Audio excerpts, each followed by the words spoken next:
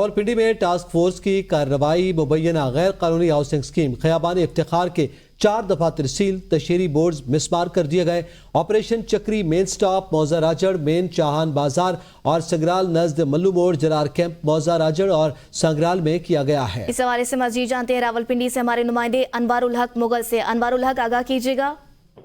جی بالکل، یہ آج جو ہے وہ ٹاسک فورس جو کمشنر راولپنڈی کی ہدایت پر قائم کی گئی ہے، اس کی جو کارروائی تھی وہ کی گئی ہے، جس کے اندر جو ہے یہ غیر قانونی مبینہ طور پر غیر قانونی سوسائٹی ہے خیابان افتخار، اس کے 4 دفاتر تھے جن کو سیل کیا گیا ہے، اور جو اس کے تشہیری بورڈ تھے ان کو بھی توڑ دیا گیا ہے اور پینافلیکس اس کے ہٹا دیے گئے ہیں، جبکہ یہ آپریشن جو ہے یہ چکری کے علاقے میں کیا گیا ہے، اس کے علاوہ سنگرال کے علاقے میں کیا گیا، اور موزہ